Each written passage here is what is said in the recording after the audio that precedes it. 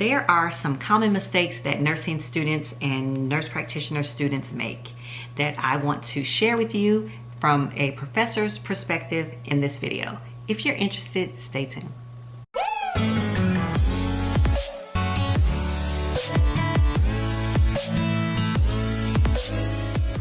Hey guys, welcome back to my channel. It's Jemecia Capri, the Nurse Practitioner Extraordinaire. And if you're new to my channel, welcome, welcome, welcome.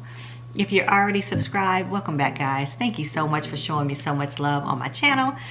I am a full-time nurse practitioner, family nurse practitioner, and I'm also, excuse me, and I'm also an associate professor online.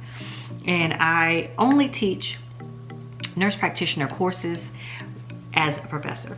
So in this video, I'm going to talk about some common mistakes that nursing students and nurse practitioners make when they are in clinical or when they're in school in general. Okay, and I think I have about 7 common mistakes that you guys make.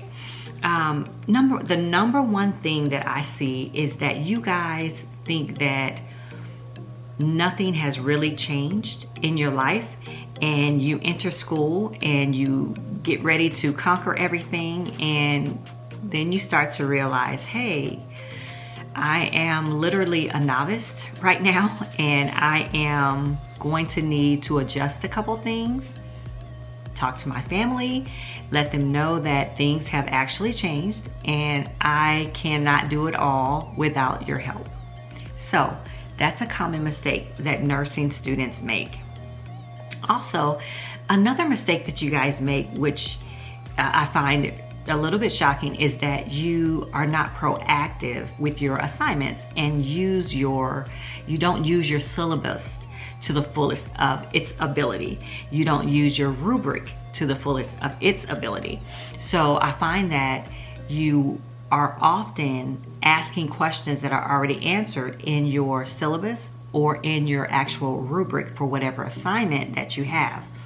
So if you get your rubric a week ahead of time and you already know that you're that person who doesn't really have time to be in school, shouldn't be in school, but you're in school anyway because you're a professional student, then you should use your rubric and your syllabus to work ahead, or to at least outline assignments and have that stuff ready so that at the last minute you're not struggling.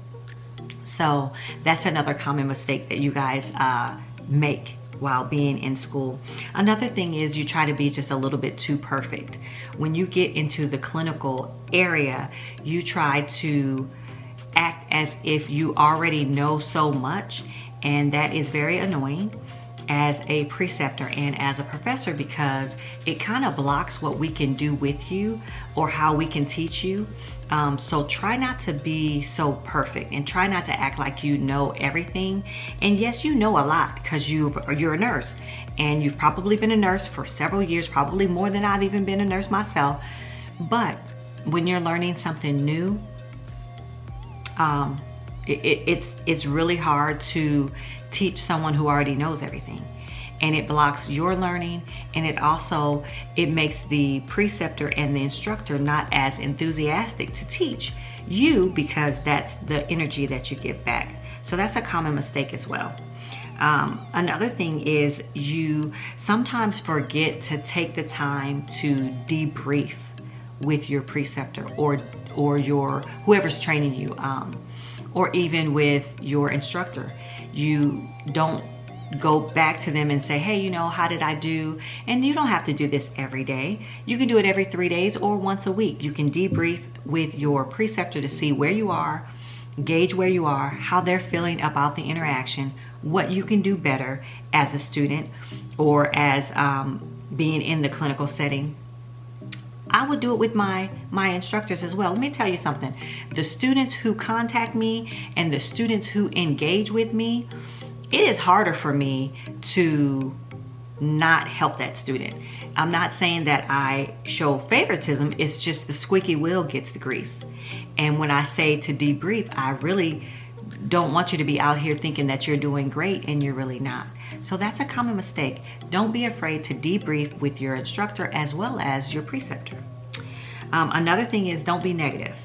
It's very, very common for you to get very frustrated being in school, especially online courses, because you guys feel like you're out here by yourself and you feel like you're having to teach yourself, which is a lot, which is kind of true. You do find yourself kind of having to, you know, get yourself together and kind of teach yourself. You do have guidance from your instructors. I'm not saying that. I'm just saying that you get negative about it and you discuss that with maybe your preceptor, or you might get negative about the school you're at, or you're just not happy, and you carry that over into your clinical setting, or it carries over into how you interact with your online teachers or your teachers in class. And you don't want to be negative, because when you get in that negative space, when you have that negative mindset, it's harder for you to learn. That's just a fact. It's just harder.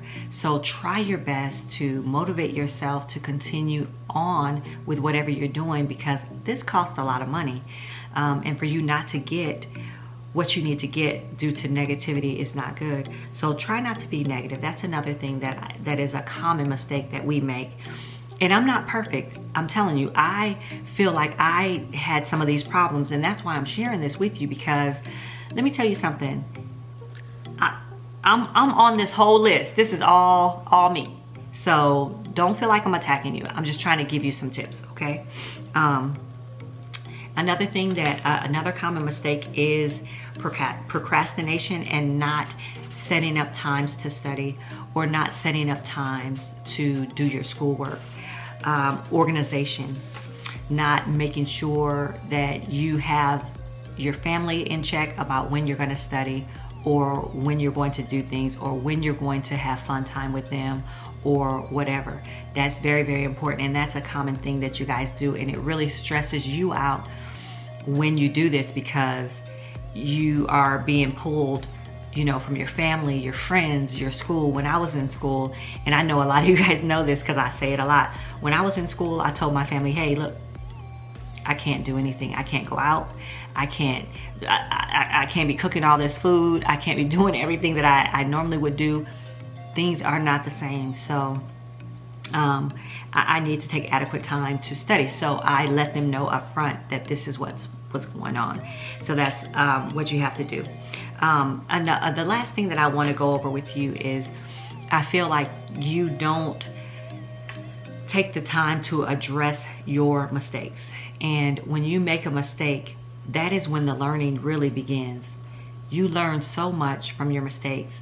And when I say addressing those mistakes, I mean really digging deep to understand why, number one, why you made the mistake, number two, how you can correct the mistake, and number three, is it a knowledge gap, or is it just something that happened at that moment?